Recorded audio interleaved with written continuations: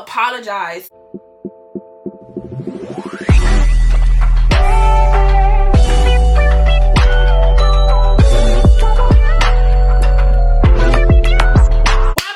We're back at another video, and hey you guys, if you did not know who I am, this is Tina.Channiel. And before anything, I have to tell you what goes on over here. You know what we already like to do.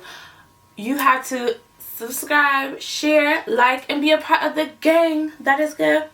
And if you don't know what goes on over here, we tell stories. Your stories, my stories. We talk about it all, where nothing is off limits, okay? So let's get into this video. Alright, I just have to let you guys know about this company that I found about, okay? And it is called Dossier. Okay, I'm just going to show you guys the packaging. Okay, and I'm going to just open the box and show you guys what's inside. So this is a brand that, it's like a duplicate, right, of luxury perfumes, you know what I mean? This one is called Gourmet Right Flower. So this one here, I have to say, we're gonna just, it smells so good, okay? This is for all my baddies, bougie, on a budget. I'm gonna start showing you guys how to stay and maintain bougie on a budget, okay? So this is one that is beautiful, and it's not expensive at all. It's like half the price of a high luxury perfume. Okay, this is one of them, as well as I have another. The packaging, this is the box of the other one. Ambery Vanilla, right? Actually, I love this one. This one is actually my favorite, okay? And I don't know, it just smells so good, okay? So how I would test out the perfumes, how I'd be testing out perfumes, I just spray it into the cork, you know, and just spray it. This one is so pretty, so girly. But even though I'm showing you guys these luxury perfumes, it's like just like the high-end perfumes, I have to show you guys my little high-end perfume collection, right? So I got to, you know what I'm saying? My favorite one is the YSL, and this was my favorite because it got my name engraved on it. Okay, y'all see that right here? That say Tina, okay? This one this one is, I'm just showing you guys like my favorite, like, okay, this one is my favorite one. This one is YSL. I just gotta show you guys that one. I also have another. This one is Amore. This is beautiful, okay? This one is another one, really pretty, really, I really just love the bottle. I remember when I was younger and my grandmother used to always buy these perfumes, and she would literally just keep the bottle and there'd be nothing in there, but the bottles are so beautiful, so it's like you just can't throw them away.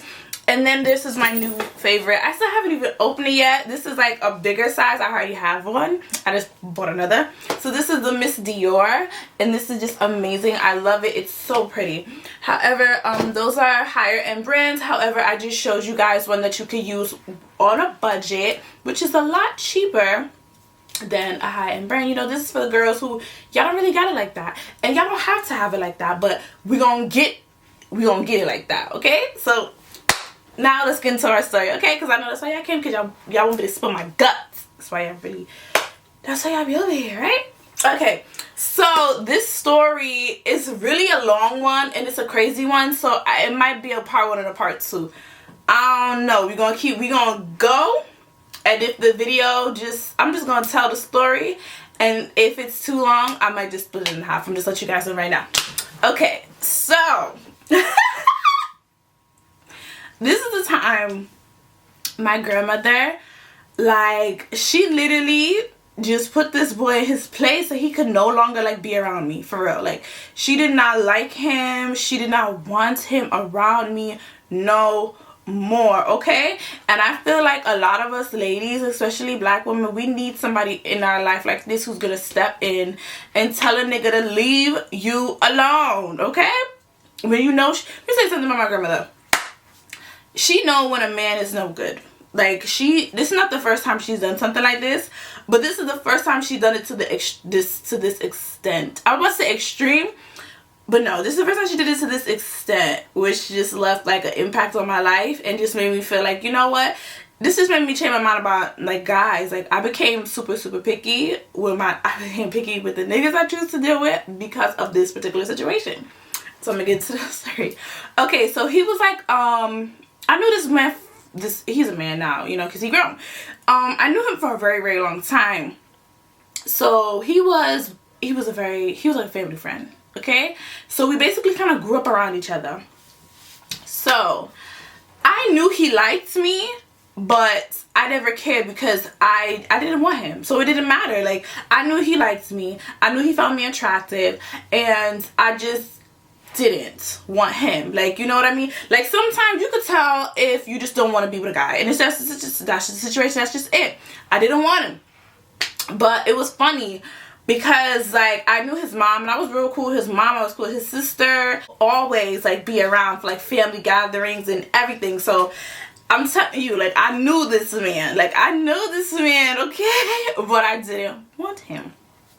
That's not the point, though. So, here's something. This is how it started. It started in high school. So, we're in high school.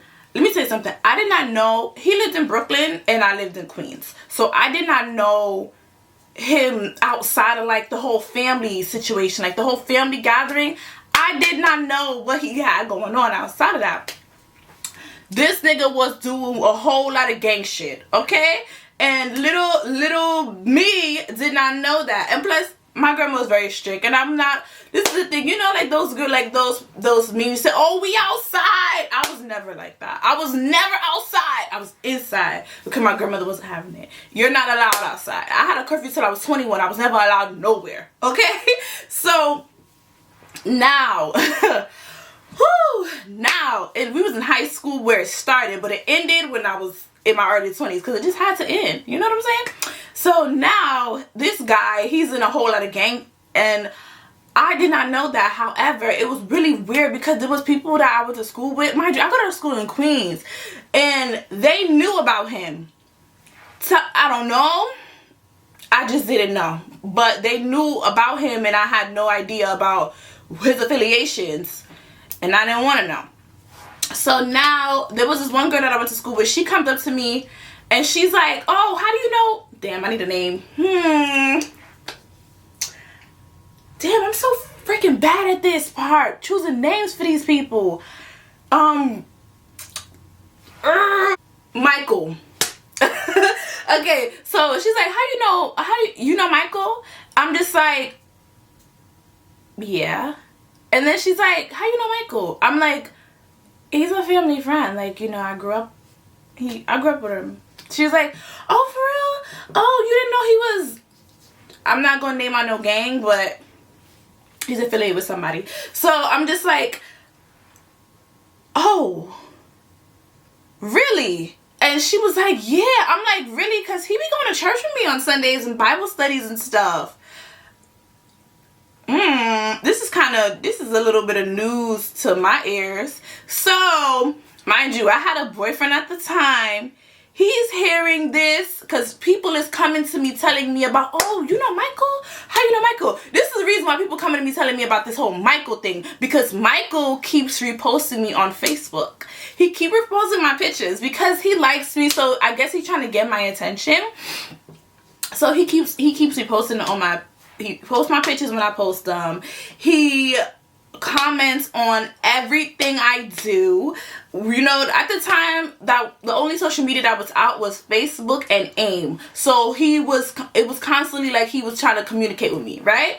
I was communicating with him too because we went to church together, and it was hard not to communicate with him. Like, I have to see him every Sunday. I have to see his mother. I have to see his sister. I have to see his family just like he got to see my family. So it was not like, oh, I could just cut him off and stop talking to him. You know what I mean?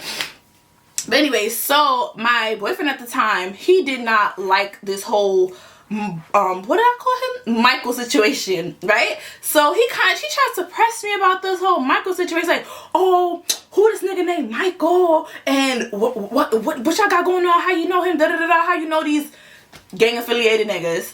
Mind you, like I said before, I did not know he was in no affiliation. But anyway, so I'm like,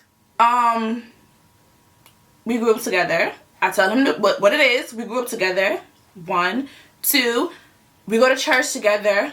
3, he comes over to my house. 4, his mom be at my house. 5, his family know my family. Okay? So he was like, oh, I don't care nothing about that, da, da, da. So I say to him, so okay, so when his mother and him come over and his family come over my house, what you want me to do, stay in my room? Answer that. Like, you want me to stay in my room? Like, what do you want to happen? Let's be real about this. Anyway, so now he's upset because I guess he didn't like the answers that I was giving him, but I would have to tell him the truth.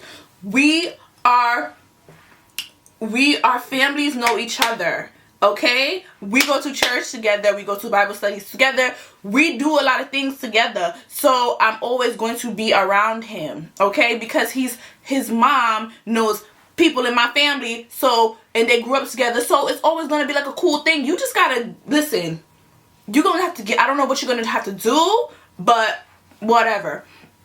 So now, right, it was a situation that was going on, and I did not know, like I said, I didn't know about his affiliations, whomever he affiliated with. I didn't know nothing about it. So people just keep telling me like, oh, how you know Michael and what y'all got going on. I'm like, I do not, listen, I know Michael, however, I do not know nothing about what he has going on, okay? I don't know about his situations, please. So now my ex tried to like press him. It was weird. It was so weird. Alright, let me tell you something. He tried to like press him through like in my messages, right? Because it was on Facebook. So like when you open the thread between me and Michael, it was basically, I will tell you exactly how it looked. It would be like, good morning, good morning, good morning, good morning, good morning, good morning, good morning. Oh, are you coming to church? I will respond, yes. Oh, you're going to Sunday school? Yes. Are you doing Bible studies? Yes. No. My mom want to know about what time, like holiday stuff, because he would come over for holidays too. Like, what time does the dinner, like what time dinner is going to be ready, because it wouldn't just be him and his mom come over. It would be a whole family thing. So, you know, so I would just tell him the time. It would be conversation like that. Or would be like, sometimes like a little bit of random nonsense. I'm just saying, like, you know, we're at the time, to be honest, we were kids, so it's not like we're having like all these wild conversations. I'm not, you know what, that's not even true, because some people do be having like wild sexual conversation, but anyway, we weren't having wild sexual conversation. So my ex tries like press him like, yo, stop talking to my girl, da da da da. When I tell you, this is how this whole thing took a turn. When I'm telling you, he took my phone, he searched my phone, he sees Michael, you know, talking to me, and I'm not responding much to him because I'm gonna see Michael in person anyway, so it's not like I gotta really say much, you know? So he was like DMing him, talking about, oh, why you hitting her up all the time, da da da da. And I'm just like, yo, what are you doing? So now, like a whole lot of gang shit going on. So they start arguing. Mind you, it's my phone, okay? And he's talking to him through my DM, my messenger. And they arguing with each other. And they argued with each other, I would say, for at least like a good 15, 20 minutes. Because we was at school. So I had to take my phone back, like, what are you doing? So now, after the whole argument between between him and my ex, I had to apologize.